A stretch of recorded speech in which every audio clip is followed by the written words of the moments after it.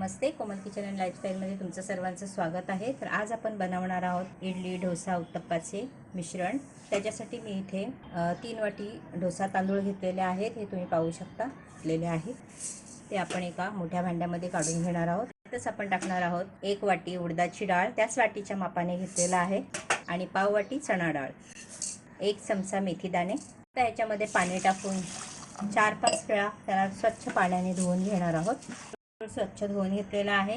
आता आपण तांदूळ पूर्णपणे डुबतील एवढा पाणी त्याच्यामध्ये टाकून घ्यायचं, किंवा जेवढे तांदूळ आहेत त्याच्या डबल पाणी आपण त्याच्यामध्ये टाकून घ्यायचं आहे। व्यवस्थित मिक्स करून घ्यायचं आहे। आणि आता हे आपण 7 ते 8 तास तांदूळ भिजवून घेणार आहोत। 7 ते 8 तास झालेले आहेत। डाळ आणि तांदळाचं मिश्रण आपलं छान फुललेलं आहे।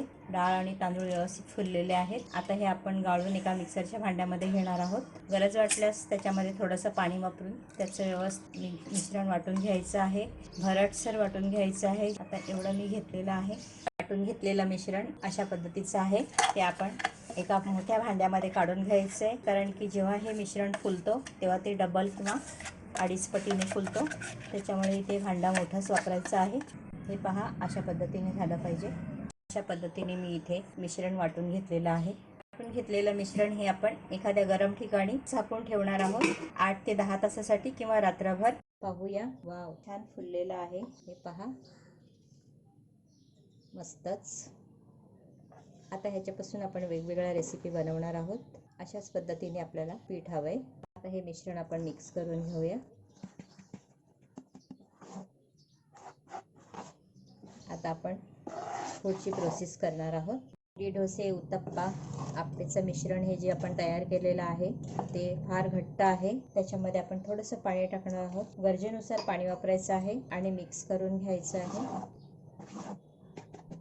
आता मी अशा पद्धतीने पाणी टाकून मिश्रण व्यवस्थित करून घेतलेलं आहे। त्याच्यामध्ये टाकणार आहोत आपण चवीप्रमाणे मीठ। व्यवस्थित मिक्स करून घ्यायचे। आज मी तुम्हाला इथे उत्तप्पा बनवून दाखवते। मी गॅसवर पॅन गरम करायला ठेवलेला आहे। त्याच्यामध्ये टाकणार आहे 1 छोटा चमचा तेल।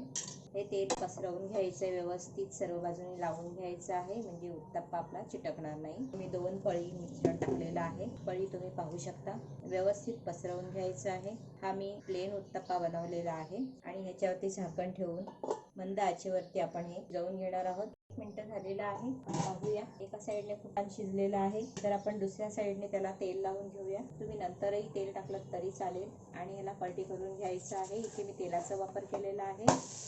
पहा, एका साईडने खूप छान गोल्डन ब्राऊन झालेला आहे, तर दुसऱ्या साईडने सुद्धा अशाच पद्धतीने शेकवून घ्यायचंय। आता आपण गॅसची फ्लेम मीडियम टू लो ठेवलेली आहे, आणि मीडियम टू लो फ्लेम वरती आपण हे व्यवस्थित शिजवून घ्यायचं आहे। पाहूया, 1 मिनिट झालेलं आहे। छानच झालेला आहे। आता हा आपण प्लेटमध्ये काढून घेणार आहोत। आता मी तुम्हाला दुसरा उत्तप्पा बनवून दाखवते। मी इथे साजूक तूप घेतलेला आहे, व्यवस्थित लावून घ्यायचं आहे पॅनला। त्याच्यावरती हे मिश्रण टाकून घ्यायचं आहे, आणि व्यवस्थित पसरवून घ्यायचं आहे। त्याच्यावरती आपण टाकणार आहोत हिरवी मिरची बारीक चिरलेली, आवडीनुसार टाकू शकता। त्याच्यावरच आपण टाकणार आहोत बारीक चिरलेला कांदा, म्हणजे उभा चिरलेला कांदा। इथे आपण बनवणार आहोत ओनियन उत्तप्पा।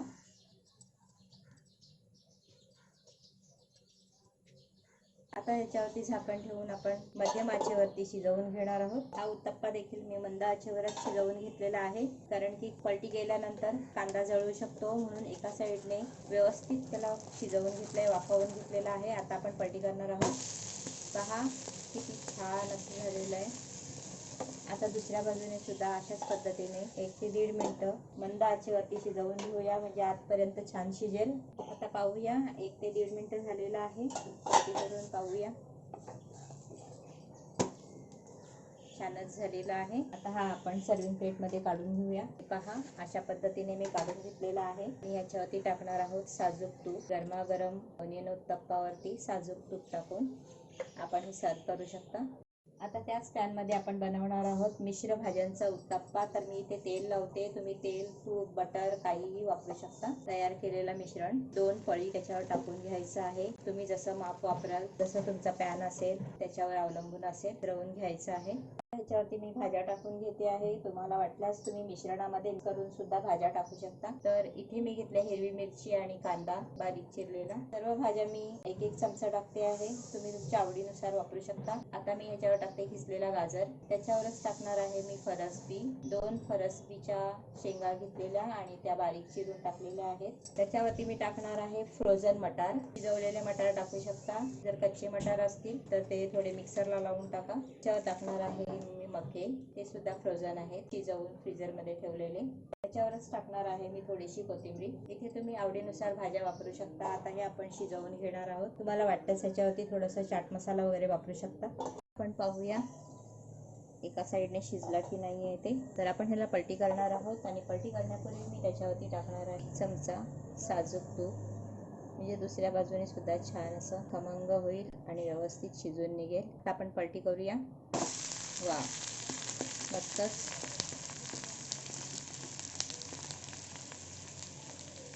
आता याला सुद्धा आपण झाकून 1 ते 1.5 मिनिटं मंद आचेवर शिजवून घेऊया, म्हणजे आतपर्यंत छान शिजेल. आता हा उत्तप्पा देखील आपण काढून घेऊया. पाहूया कसं झालं आहे ते. मस्तच छानच झालेलं आहे.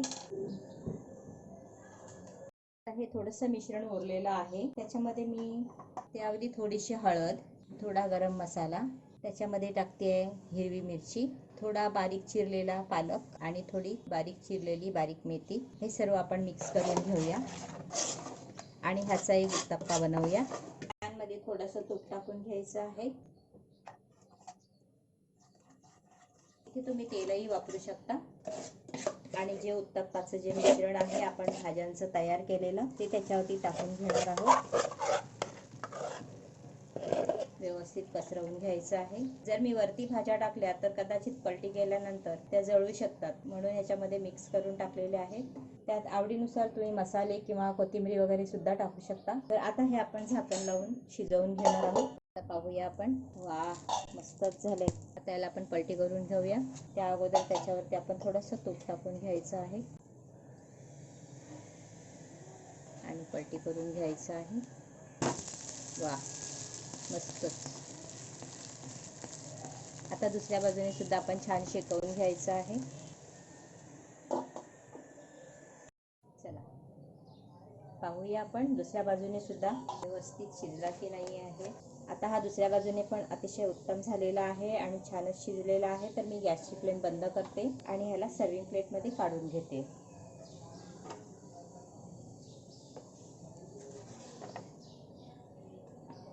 इथे मी सांबार ठेवलेला आहे. तुम्ही चटणी बरोबर सुद्धा खाऊ शकता. गरमागरम सांबार आणि गरमागरम उत्तप्पा. इथे मी 4 प्रकारचे प्लेन उत्तप्पा, मेथी पालक उत्तप्पा, ओनियन उत्तप्पा आणि मिक्स व्हेजिटेबल उत्तप्पा बनवून दाखवलेला आहे मिश्र भाज्यांचा. तुम्ही सुद्धा बनवा आणि तुम्हाला ह्यातली कोणती रेसिपी जास्त आवडली ते नक्की सांगा. अशा पद्धतीने चांगल्या चमचमीत आणि खमंग अशा रेसिपींसाठी कोमल किचन अँड लाईफस्टाईलला सबस्क्राईब करा. अशा पद्धतीने आपले हे उत्तप्पा बनवून तयार आहेत. 4 प्रकारचे उत्तप्पा बनवून तयार आहेत. तर तुम्हाला जर हा व्हिडिओ आवडला असेल तर व्हिडिओ खाली लाईक करा, फ्रेंड्स फॅमिली बरोबर शेअर करा, कमेंट करायला विसरू नका. धन्यवाद.